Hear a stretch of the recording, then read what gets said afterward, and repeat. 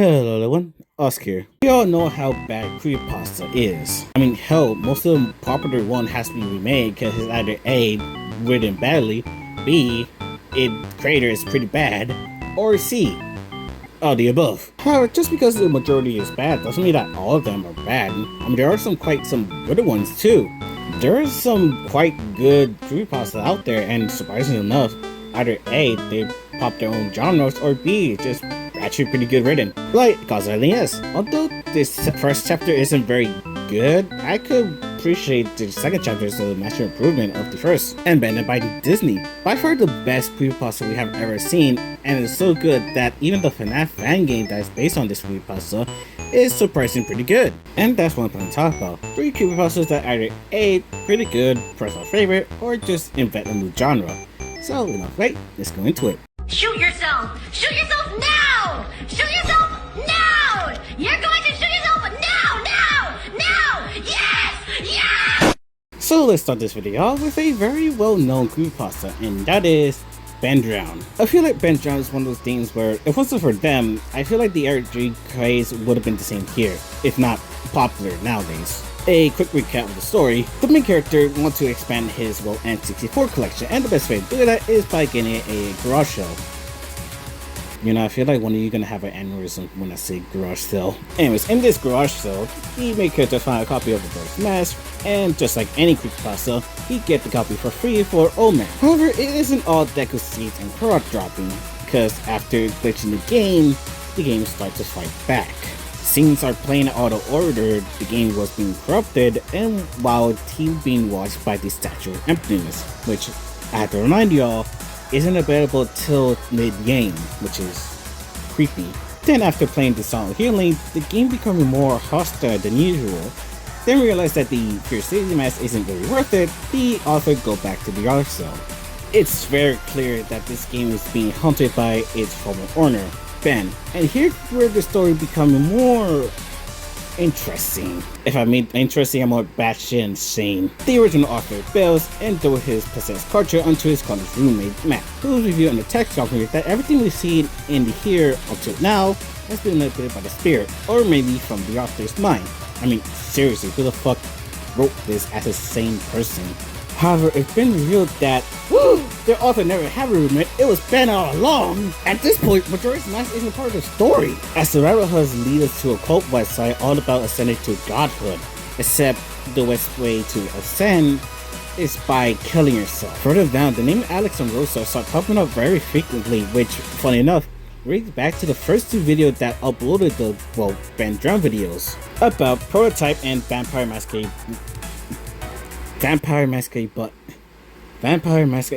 fucking this game! With the character named Alex Rosa, with, although it doesn't feel connected at first, if I would have said if he were Rosa name, when members of the community start playing along and sending songs to the account to get the result. Like someone saying a song that allowed Rosa from that game to talk to other people. Except from Dickwad plays a song killing, and if you remember some Sarah paragraph ago, bad shit happened, and then oh yeah, I forgot it was on hiatus for a bit. Yeah, it's been revealed that Alex, the author, is a natural college student, and this is getting way out of hand. Who knew that running a cult isn't, free? And then after community banded together, the hunt went back on. Only to, be on hiatus again, because after some multiple people send their fake phone numbers, things also getting out of hand. Too much stuff with too little experience meant that the RPG has been put on hold for a while now. This has been finished for a while now. This is a fantastic creepypasta. Me basically summarize half of it does not do it justice. This is part of the first purely internet-driven RPG that caught on and had people genuinely believe there's a ghost on the internet, without mentioning the only thing that got famous in the first place, the gameplay. Amazing gameplay for scenarios describing came out along the story and took it to, yeah sure, Link got set on fire, to seeing Link actually get on set on fire. Nobody knew hacking was possible at the time, and if it did, not a game like Majora's Mask. Alex did an amazing job on creating a expanded narrative that will be a template for all Creepypasta and ARG, respectively. Games like Shipwreck 64, Castle Pro, and even, well, Pepscott to say the least. All of them either use Ben John as an inspiration or a template, and that's a very good respect. So yeah, that was Ben John. Probably the best example of a good Creepypasta, if not the number one. Best written and best, well, believable. But what if this is a Creepypasta that not only is, well, believable, but not a lot of people have heard of it?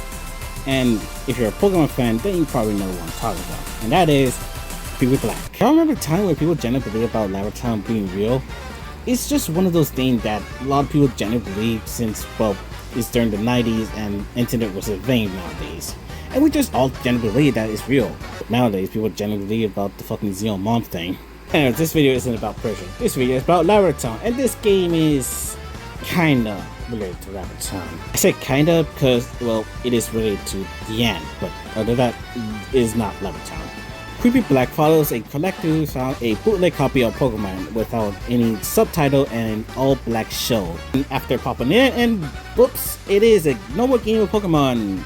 Until picking a starter, that is, when a Pokemon called Ghost get added to this party.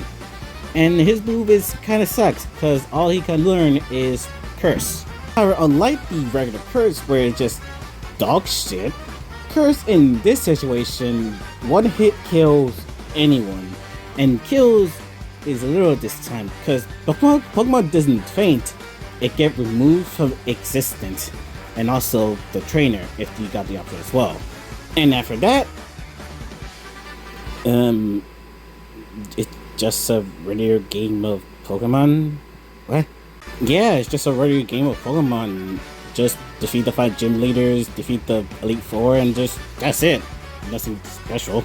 However, after the final battle, the game cuts to black and now you're in front of a bunch of tombstones as an old man and in Lava Town. See? Told you Lava Town gonna be here. After traveling back to Pallet Town, you go face to face with the same ghost you've used in the entire game. All you can do as a frail old man is struggle, which doesn't hurt the ghost, but does you. And at a point where ghosts finally put you down with Curse. What I appreciate about this story is that there's no point that this is a haunted game. Ghost didn't pop out and say, "Aha, now your time has come, Jeremiah Eberson, living in Las Vegas, Nevada." No, it's just a creepy ROM hack. And that added an element of horror when you realize that you too could encounter the same copy in a yard sale or a flea market. Could you even dare to pick it up? I could pick an assortment amount of Pokemon Creepypasta, like Hypno Lullaby, Strangle Lad, and Lost Silver. However, I decided to pick, well, Creepy Black, because, well, I feel like it was just like the last one, do feel believable. And funny enough, the last entry that I plan to talk about is similar to the last two, where at a point as a kid, I genuinely believed that it was real. However, just like Lava Town, I genuinely grew out of it. However, that doesn't mean that I didn't appreciate the believableness in this Creepypasta. And that is the number station from Fallout. The Fallout community.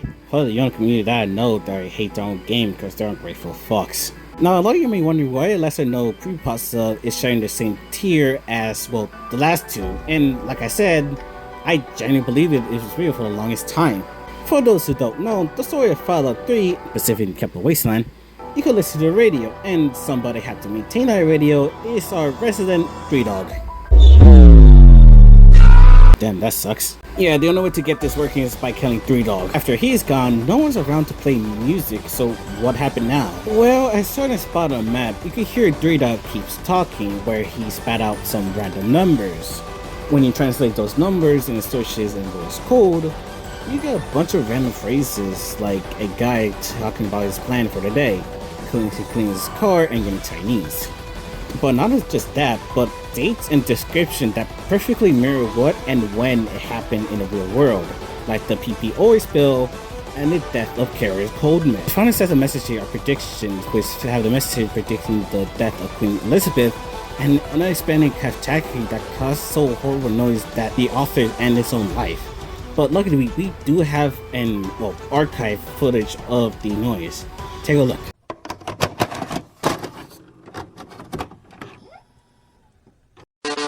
So yeah, like I said, this is even creepypasta that actually got me when I was younger, proving the fact that it just sounds like something that would happen in Fallout. When I first heard about this, I remember Reporter 2 did the exact same thing where you convert Morse code into spoilers for the end of the game, so I thought it just got it from there. Then there's the date they chose to predict.